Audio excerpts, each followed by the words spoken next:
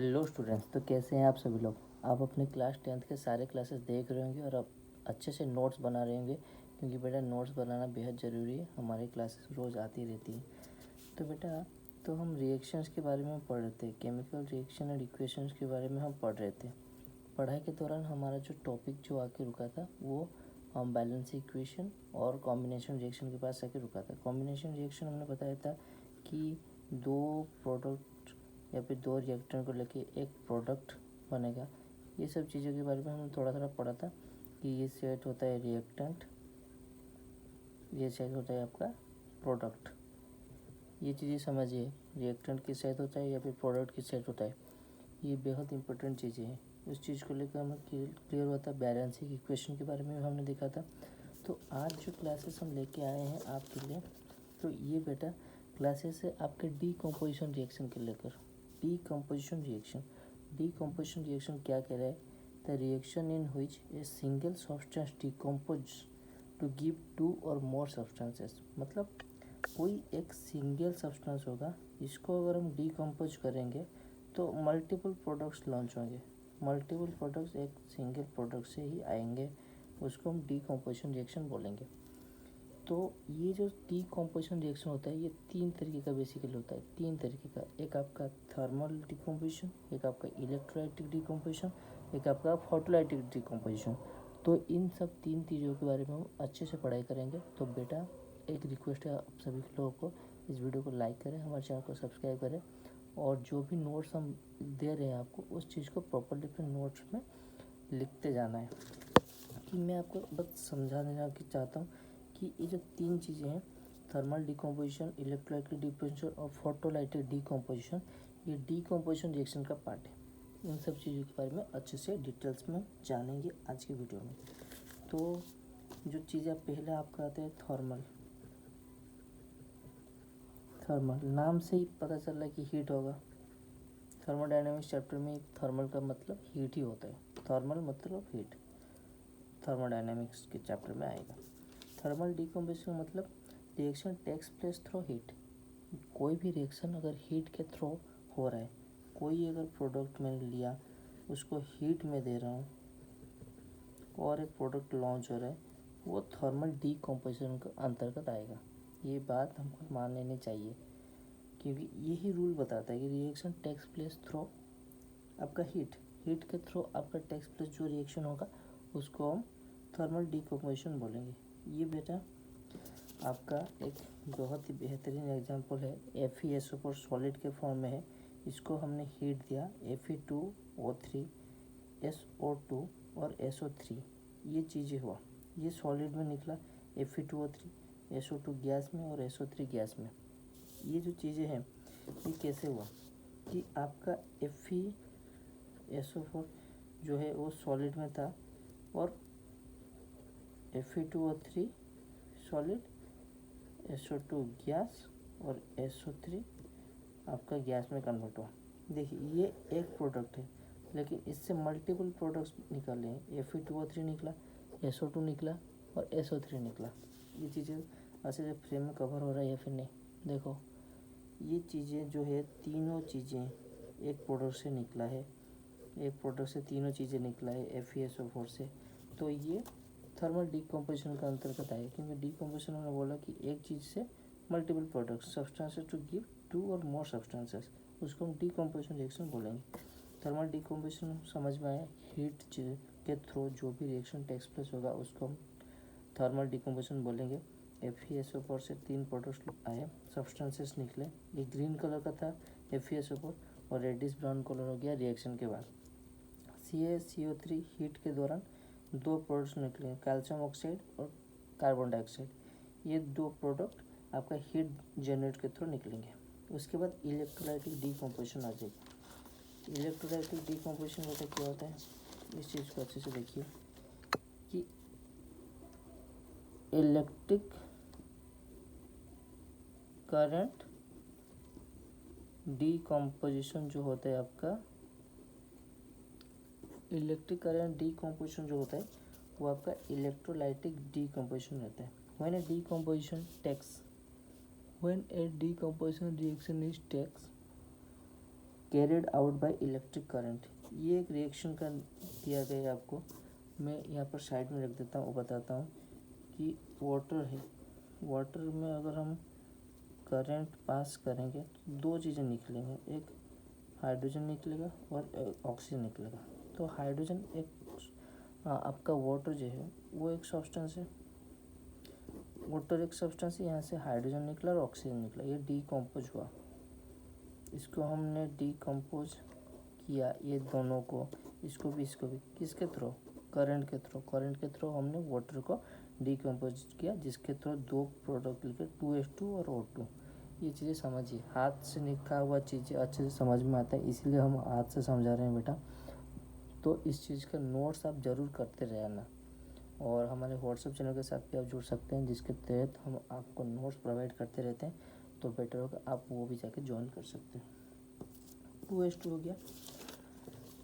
उसी तरीके का ई रिएक्शन वहाँ पर लिखा था, मैं बस आपको एक ऑफर भी देना चाहता हूँ H2 और 2H2, इस सब चीज़ों के बारे में कि क्या हुआ है यहाँ पर और क्या नहीं।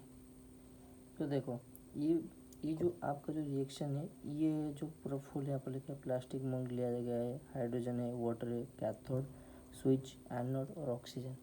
ये जो एक प्रोसेस है ना, ये आपका बुक्स में कंपलसरी है। इस चीज़ को आप अच्छे से देख सकते हो कि हाइड्रोजन जो है इस पाइप के थ्रू है और ऑक्सीजन जो है इस पाइप के थ्रू है। इस टेस्ट ट्यूब को हमने एनोड से कनेक्ट किया है और स्विच यहाँ पर रखा है, और इस टेस्ट ट्यूब को हमने कैथोड से कनेक्ट किया है और यहाँ पर रखा है। पॉजिटिव नेगेटिव चार्ज से कनेक्ट किया गया है, वाटर बीच में है और वोल्टेज कनेक्ट किया गया है, जिसके थ्रू आपका वाटर से आप हाइड्रोजन और ऑक्सीजन को हम लिबरेट कर सकते हैं, अलग कर सकते हैं। तो फोटोलाइटिक डिकम्पोजिशन क्या होता है, हमने दो डिकम्पोजिशन के बारे में पढ़ा, एक थर्मल डिकम्पोजिशन और एक इलेक्ट्रोलाइटिक डिकम्पोजिशन। दिख नहीं रहा है शायद, एक थर्मल डिकम्पोजिशन, एक इलेक्ट्रोलाइटिक डिकम्पोजिशन। तो इन दो चीज़ों के बारे में पढ़ा, और फोटोलाइटिक डिकम्पोजिशन के बारे में अभी पढ़ेंगे। तो देखो बेटा, फोटोलाइटिक डिकम्पोजिशन क्या होता है। When the decomposition reaction takes place through light, light के दौरान जो रिएक्शन टेक्स प्लेस करेगा उसको हम फोटोलाइटिक बोलेंगे। फोटो मतलब लाइट, ये चीज़ें बॉटनी में बहुत यूज होंगी। फोटॉन्स आपका केमिस्ट्री में ये भी है, बॉटनी में भी है, फिजिक्स में भी है, सब में है फोटॉन्स। ये बेहद इंपॉर्टेंट चीज़ है जो इसका मतलब है लाइट। ये है light reaction. Photolytic decomposition, when the decomposition reaction takes place through the light, light के दौरान आपका डिकम्पोजिशन रिएक्शन टेक्स प्लेस होगा, उसको हम फोटोलाइटिक डिकम्पोजिशन बोलेंगे। तो उसका एक बेहतरीन एग्जांपल दिया गया है आपका, कि अगर हम सिल्वर क्लोराइड को हम सनलाइट के थ्रू डिकम्पोज करेंगे तो आपका सिल्वर अलग हो जाएगा और क्लोराइड अलग हो जाएगा।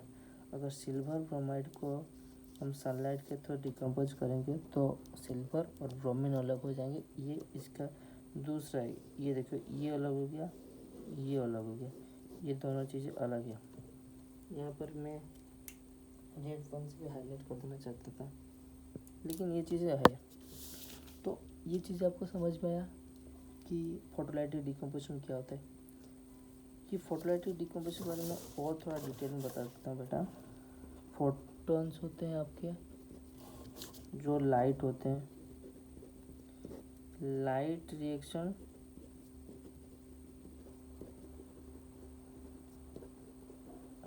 टेक्स प्लेस, लाइट के थ्रू रिएक्शन टेक्स प्लेस होगा, उसको हम बोलेंगे क्या, फोटोलाइटिक डिकम्पोजिशन। समझ में आ रहा है, कुछ समझ में आ रहा है। तो जो बेटा आपका जो रिएक्शन दिया गया है बुक में, वो यही है कि AgCl2 एक प्रोडक्ट हो गया हमारा, उसको हमने लाइट से डिकम्पोज करवाया। लाइट से डिकम्पोज करवाया मतलब ये एक प्रोडक्ट है, इससे दो प्रोडक्ट निकला, तो 2Ag हो गया और Cl2 हो गया। देखो ये इलेक्ट्रिफिकेशन बैलेंस भी है, अगर हम देखेंगे यहाँ पर 2Ag है, यहाँ पर 2 दिख रहा है, ठीक है।